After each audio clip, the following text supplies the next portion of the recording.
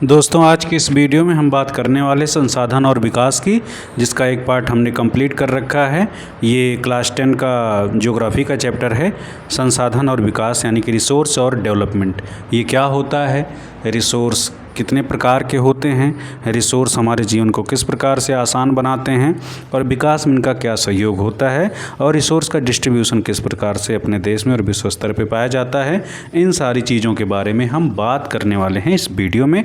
बने रहिए आखिरी तक, बहुत ही आसान भाषा में इस पर हम चर्चा करने वाले हैं। जो भी आपके मन में इसके प्रति सवाल होंगे उसको आप हमें कमेंट करके पूछ सकते हैं। तो चलिए हम कंटिन्यू करते हैं इसके दूसरे पार्ट से। हमने संसाधन और विकास चैप्टर का एक वीडियो कंप्लीट कर रखा है। हम सीधा आते हैं अपने अगले टॉपिक पे। तो हमारा जो टॉपिक था वो यह था कि भू संसाधन क्या है। जैसे कि ज़मीन आप देखते हैं अपने चारों तरफ, आप अगर शहर में रह रहे हों, गांव में रह रहे हों या कहीं पर भी आप रहते हों, तो आप देख रहे होंगे कि वहाँ पे सबसे ज़रूरी चीज़ जो होती है ज़मीन होती है। कुछ भी करने के लिए, कोई भी काम अगर इनिशिएट करना है तो उसमें सबसे ज़रूरी चीज़ होती है ज़मीन, यानी कि जिसको हम एक महत्वपूर्ण संसाधन के रूप में देखते हैं। स्कूल खोलना है उसके लिए भी ज़मीन चाहिए, रोड बनाना है उसके लिए भी ज़मीन चाहिए, हॉस्पिटल बनाना है उसके लिए भी ज़मीन चाहिए, आपको खेती करनी, खेती के लिए ज़मीन चाहिए, घर बनाना है उसके लिए भी ज़मीन चाहिए, कोई भी अन्य प्रकार का व्यवसाय, कोई भी सांस्कृतिक कार्यक्रम, कोई खेल का आयोजन, कुछ भी XYZ करना है तो उन सारी चीज़ों के लिए ज़मीन की आवश्यकता होती है। इसलिए भूमि जो है वो बहुत ही महत्वपूर्ण संसाधन माना जाता है। तो अगर हम भू संसाधन की बात करें तो हम भूमि पर रहते हैं और अनेकों आर्थिक क्रियाकलाप करते हैं, जैसा कि आपकी बुक में मेंशन किया। विभिन्न रूपों में उसका उपयोग करते हैं और विभिन्न रूपों में इसका उपयोग करते हैं, यानी कि धरती जो है हमारे लिए सबसे महत्वपूर्ण संसाधन है। अतः भूमि जो है एक प्राकृतिक संसाधन और जो कि महत्वपूर्ण है। प्राकृतिक वनस्पति, वन्य जीवन, मानव जीवन, आर्थिक क्रियाएं, परिवहन तथा संचार व्यवस्थाएं भूमि पर ही आधारित हैं। परंतु भूमि एक सीमित संसाधन है, क्योंकि आपको पता है ये धरती का जो क्षेत्रफल यानी कि जो इस पर उपलब्ध ज़मीन है वो बहुत सीमित है। भैया देखो, जितनी धरती का क्षेत्रफल उसमें तो 1/3 जो है मतलब एक तिहाई हिस्से में ही ज़मीन बची है, बाकी में तो पानी है। उस 1/3 हिस्से पर जो ज़मीन है भी उसमें पहाड़, पर्वत, पठार, अनुपजाऊ ज़मीन, उबड़ खाबड़ ज़मीन और बहुत तरीके की ऐसी ज़मीन पाई जाती है जिसको हम पूर्ण रूप से उपयोग में नहीं लेते हैं। तो हम अगर बात करें तो ज़मीन जो है क्या है, यानी कि भूमि जो है वो बहुत ही महत्वपूर्ण संसाधन होता है।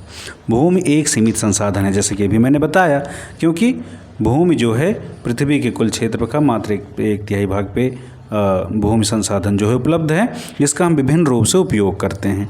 भारत में अगर भूमि की बात करें तो भारत में भूमि पर विभिन्न प्रकार की भू आकृतियाँ जैसे कि पर्वत, पठार, मैदान और द्वीप पाए जाते हैं। अच्छा, आपने इनमें से क्या क्या चीज़ें देखी? पर्वत, पठार, मैदान और द्वीप, आप हमें कमेंट करके बता सकते हैं।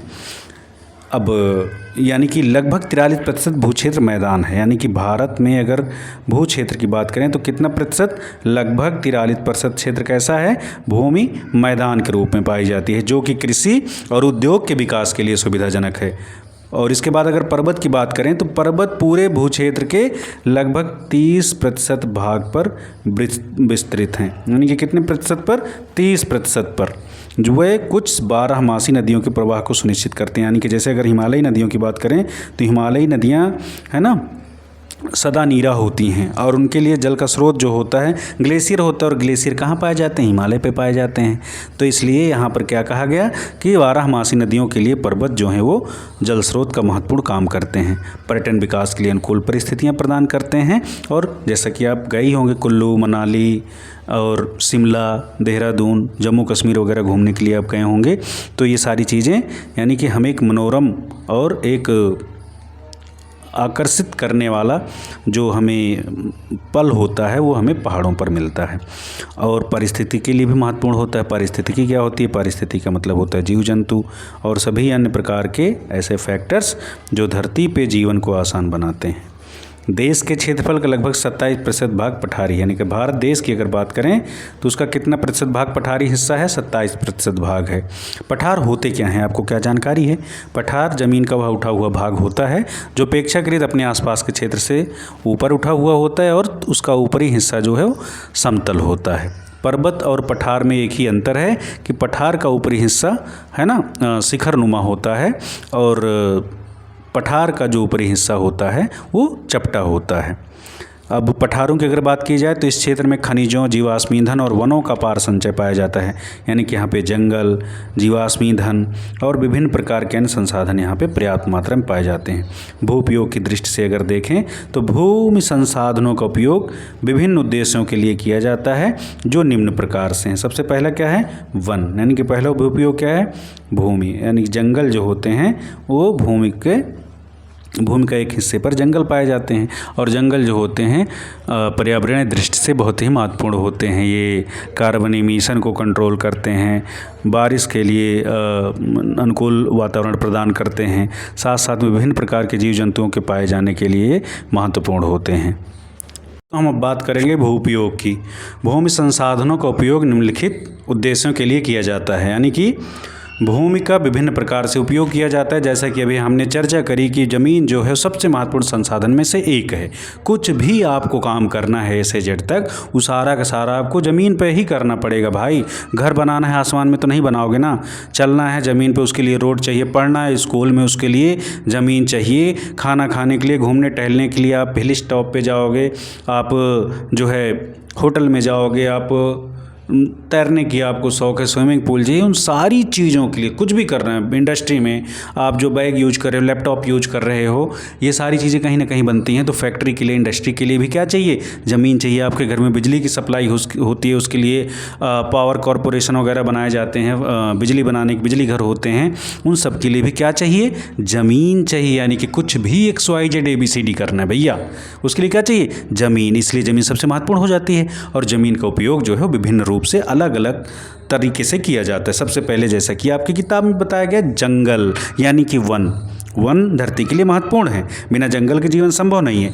जंगल जो है पृथ्वी के इकोलॉजिकल बैलेंस को बनाए रखते हैं। यानी कि जंगलों में बहुत सारे जीव जंतु पाए जाते हैं। जंगल जो है कार्बन सर्जन को कंट्रोल करते हैं। जंगल जो है वर्षा को आकर्षित करते हैं। जंगल जो है मृदा के कटान को रोकते हैं। जैसा कि आजकल आप बारिश का समय चल रहा है, आप देख रहे होंगे पहाड़ों पर बारिश के कारण खूब भूस्खलन हो रहे हैं, खूब पहाड़ जो है खिसक रहे हैं, कितनी सारी आपदाएँ आ रही हैं, है ना। बाढ़ कई सारे क्षेत्रों में आई हुई है, जैसे पंजाब वगैरह में देख लीजिए आप। तो बाढ़ के लिए क्या है? बाढ़ को भी कंट्रोल करने के लिए जंगल बहुत महत्वपूर्ण होते हैं, है ना। तो इस तरीके से जंगल हमारे लिए सबसे उपयोगी हैं। एक समय था कि धरती के लगभग 60% से ज़्यादा क्षेत्र पर जंगल पाए जाते थे, लगभग 1000 साल पहले, और अभी ये सिमट के कितना रह गया? 20-21% रह गया है ना। तो जंगल हमारे लिए ज़रूरी है। दूसरा उपयोग क्या है? कृषि के लिए अनुपलब्ध ज़मीन, यानी कि ऐसी ज़मीन जिस पर खेती ना की जाती हो। इसके भी कई प्रकार हैं, जैसे है बंजर तथा कृषि अयोग्य भूमि, यानी कि ऐसी भूमि जिस पर खेती ना की जा रही हो। दूसरा क्या है? गैर कृषि प्रयोजनों में लगाई गई भूमि, यानी कि ऐसी ज़मीन जो गैर कृषिगत क्षेत्रों में यूज की जा रही है, जैसे कि इमारतें बनाना, सड़क बनाना, उद्योग लगाना, ये सब। तीसरे नंबर पे आती है परती भूमि के अतिरिक्त अन्य कृषि अयोग्य भूमि, यानी कि ऐसी भूमि जो परती है उसको छोड़ करके ऐसी भूमि जो कृषि के लिए अयोग्य हो, जो कृषि के योग्य ना हो। इसमें क्या क्या आता है? पहला आता है अस्थायी चरागाह तथा अन्य गोचर। चरागाह का मतलब आप समझते हैं ना, जहाँ पे जानवरों को चराया जाता हो, उसको चरागाह कहते हैं। दूसरा आता है विविध वृक्ष फसलों तथा उपवनों के अधीन भूमि, यानी कि जहाँ पर कुछ पेड़ ओड़ लगाए गए हों, ऐसी भूमि भी इसके में आती है। अगला है इसका सी, कृषि योग्य बंजर भूमि, जहाँ 5 से अधिक वर्षों से खेती ना की गई, यानी कि 5 वर्ष से ज़्यादा वर्ष तक खेती ना की गई हो, ऐसी कृषि योग्य भूमि। चौथी आती है परती भूमि। परती भूमि क्या होती है? परती भूमि को भी 2 कैटेगरी में बांटा गया है प्रभु जी। पहला है वर्तमान परती। वर्तमान परती क्या होती है? जहाँ एक कृषि वर्ष या उससे कम समय से खेती ना की गई हो, समझे। यानी कि कहा समझे, 1 वर्ष या उससे कम समय से खेती अगर नहीं की गई है तो ऐसी ज़मीन को क्या कहते हैं? वर्तमान परती भूमि कहते हैं। दूसरी वर्तमान परती भूमि के अतिरिक्त एक अन्य परती भूमि भी होती है, जिसको पुरातन परती कहते हैं, पुरानी परती ज़मीन कहते हैं। यानी कि जहाँ पे 1 वर्ष से 5 वर्ष के बीच में खेती ना की गई हो, तो ऐसी ज़मीन को वर्तमान परती के अतिरिक्त अन्य परती भूमि या पुरातन परती की कैटेगरी में रखा जाता है। 5वें नंबर पर आता है शुद्ध बोया गया क्षेत्र, यानी कि शुद्ध बोया गया क्षेत्र का मतलब वह भूमि जिस पर फसलें उगाई या काटी जाती हैं, वह शुद्ध या निवल बोया गया क्षेत्र कहलाता है। एक कृषि वर्ष में एक बार से अधिक बोए गए क्षेत्र को शुद्ध बोए गए क्षेत्र में जोड़ दिया जाए तो वह सकल कृषि क्षेत्र कहलाता है। यानी कि एक कृषि वर्ष में एक से अधिक बार हाँ, अगर किसी क्षेत्र में बुआई हो रही है तो वैसी ज़मीन को, है ना, उस क्षेत्र को जोड़ दिया जाता है, वह क्या कहलाती है? सकल कृषित क्षेत्र कहलाती है। यहाँ पे आप एक चित्र देख रहे होंगे, इस चित्र के हिसाब से आपको पता चलेगा कि ज़मीन का कितना प्रतिशत हिस्सा किस क्षेत्र में यूज किया जाता है। जैसे यहाँ पे 2 डायग्राम आपको दिए गए हैं। सामान्य भू उपयोग संवर्ग 1960-61 का एक आंकड़ा दिया गया है और यहाँ पे सामान्य भू उपयोग संवर्ग 2019-20 का आंकड़ा दिया गया है। दोनों आंकड़ों को आप देखेंगे तो पहले आंकड़े में जहाँ वन 18.11%, बंजर तथा कृषि योग्य भूमि 12.1% थी, गैर कृषि प्रयोजनों के अंतर्गत क्षेत्र 4.95% था, अस्थायी चरागाहें तथा अन्य गोचर भूमि जो थी वो 4.71%, विभिन्न वृक्षों तथा वृक्ष फसलों तथा उपवनों के अंतर्गत जो क्षेत्र आता था वो कितना था? लगभग 3.5% के आसपास था। इसके हिसाब से अगर दूसरे आंकड़े को आप देखें 2019-20 के डेटा को, तो 2019-20 के आंकड़े के हिसाब से अगर हम देखें तो कृषि योग्य बंजर भूमि, है ना, ये दिखाया गया है आपको। परती भूमि के अतिरिक्त अन्य पुरातन भूमि ये दिखाया गया है आपको। वर्तमान परती भूमि, शुद्ध बोया गया क्षेत्र, इन सब का आंकड़ा यहाँ पे दिखाया गया है, जो टोटल क्षेत्र को 100% मान के कैलकुलेशन की गई है।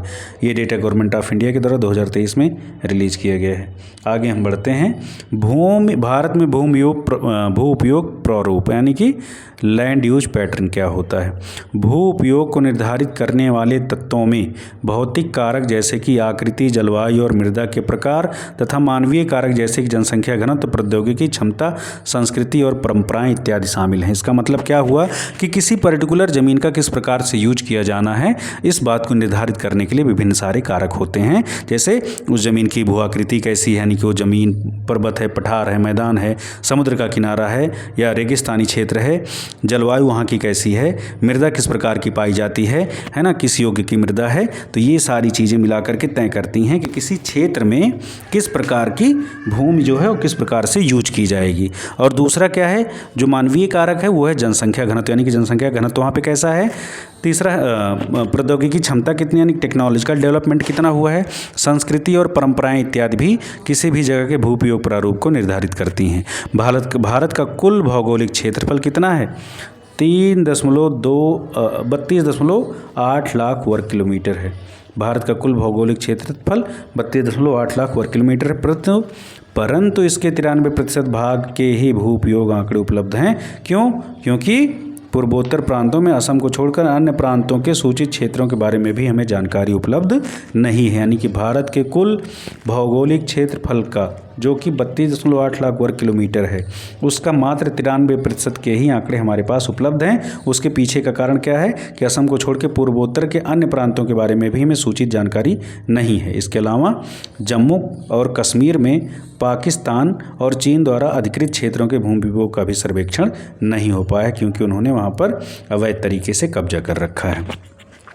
अस्थायी चरागाहों के अंतर्गत भी भूमि कम हुई है, यानी कि पशुधन की इतनी बड़ी संख्या के लिए चारा उपलब्ध कराने में हम कैसे समर्थ होंगे। यानी कि भारत में पशुधन की एक बड़ी संख्या पाई जाती है, यानी कि सिर्फ जानवर ही सिर्फ मानव जनसंख्या ही नहीं यहाँ पे सबसे ज़्यादा निवास करती, जानवरों के भी सबसे ज़्यादा जनसंख्या यहाँ पे निवास करती है। और इतनी बड़ी जनसंख्या जानवरों की, उनके लिए भू चरागाह और चारा कैसे उपलब्ध हो पाएगा। अब इसके क्या परिणाम होंगे। वर्तमान प्रतिभूमि के अतिरिक्त अन्य प्रतिभूमि अनुपजाऊ है और इन पर फसलें उगाने के लिए कृषि लागत बहुत ज़्यादा आती है, यानी कि खेती करने की जो कीमत है वो बहुत ज़्यादा पड़ती है। यानी कि अब आगे क्या है, अतः इस भूमि में 2 या 3 वर्षों में इनको 1 या 2 बार बोया जाता है, यानी कि 1 या 2 बार बोया जाता है। यदि इसे शुद्ध बोए गए क्षेत्र में शामिल कर लिया जाता है तब भी भारत के कुल सूचित क्षेत्र के लगभग 54% हिस्से पर ही खेती हो सकती है।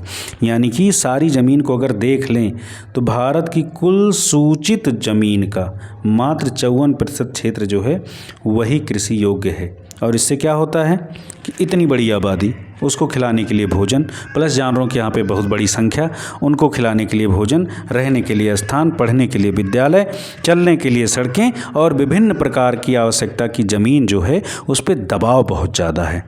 शुद्ध बोए गए क्षेत्र का प्रतिशत भी विभिन्न राज्यों में भिन्न भिन्न है। यानी कि टोटल बोए गए क्षेत्र का जो आंकड़ा है ना, ये अलग अलग राज्यों के लिए अलग है, पूरे भारत में एक जैसा नहीं है।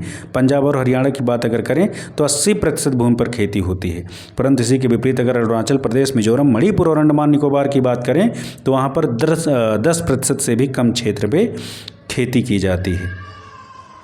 हमारे देश में राष्ट्रीय वन नीति 1952 द्वारा निर्धारित वनों के अंतर्गत 33% भौगोलिक क्षेत्र वांछित है। यानी कि टोटल हमारे यहाँ पे जितनी ज़मीन है उसका 33% क्षेत्र पे क्या होना चाहिए, जंगल होना चाहिए, जिससे प्रकृति और मानव के बीच में संतुलन बना रहे और पर्यावरणीय सामंजस्य स्थापित हो सके, जिसकी तुलना में वन के अंतर्गत क्षेत्र काफ़ी कम है। यानी कि 33% की अगर तुलना करें ना तो ये 20% के आसपास, वर्तमान 20-21% के आसपास वर्तमान में जंगलों से आच्छादित क्षेत्र पाया जाता है।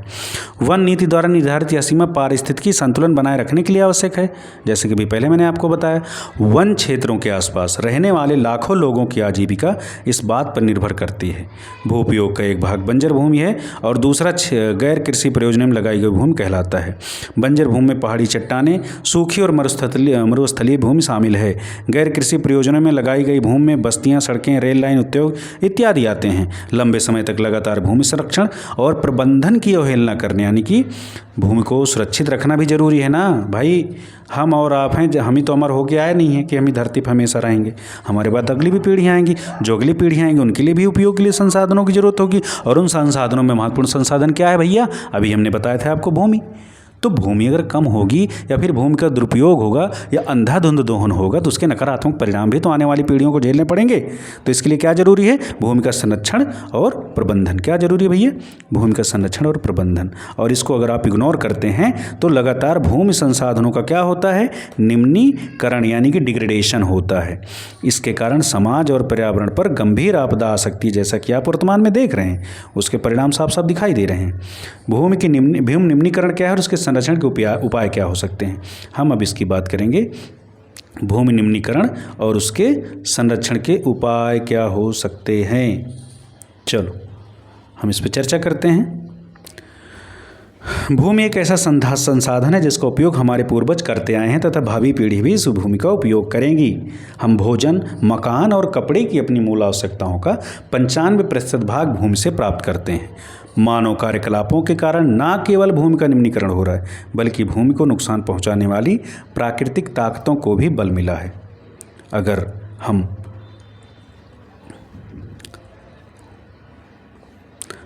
कुछ मानवीय क्रियाओं की अगर बात करें, जैसे कि वनोन्मूलन, अति पशुचारण, वनोन्मूलन पता है ना, जंगल की कटाई, और अति पशुचारण यानी कि ओवरग्रेजिंग, आप है ना, ओवरग्रेजिंग ये इसमें आता है। ये भी भूमि के निम्नीकरण और खनन निम्नीकरण के मुख्य भूमिका निभाई है ना।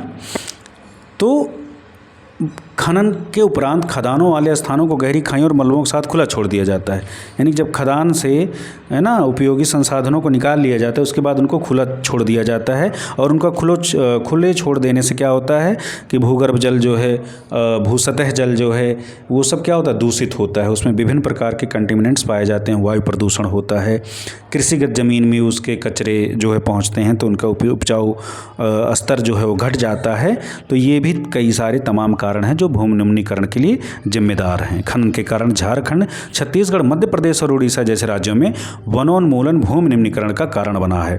गुजरात, राजस्थान, मध्य प्रदेश और महाराष्ट्र में अति पशुचारण भूमि निम्नीकरण का मुख्य कारण है। पंजाब, हरियाणा और पश्चिमी उत्तर प्रदेश जैसे राज्यों में अधिक सिंचाई भूमि निम्नीकरण के लिए उत्तरदायी है। अति सिंचन से उत्पन्न जलाक्रांतता भी, यानी कि ज़्यादा सिंचाई करने से, यानी कि पानी अगर आप खेत में जितनी आवश्यकता है उससे ज़्यादा सिंचाई कर देंगे तो जलाक्रांतता हो जाएगी। जलाक्रांतता क्या होता है, वाटर लॉगिंग, यानी कि पानी का एक जगह लंबे समय तक इकट्ठा होना जिसके कई सारे नकारात्मक परिणाम होते हैं। तो जलाक्रांतता भी भूमि निम्नीकरण के लिए उत्तरदायी है, जिम्मेवार है, जिससे मृदा में लवणीयता और क्षारीयता बढ़ जाती है। यानी कि पानी की जो पीएच वैल्यू है वो घट बढ़ जाती है, तो वो साल्टी एसिटिक हो जाती है, बेसिक हो जाती है ना। पीएच वैल्यू की है ना जो आवश्यक मात्रा है उस चेंज होने से भूमि का उपजाऊपन खत्म होने लगता है।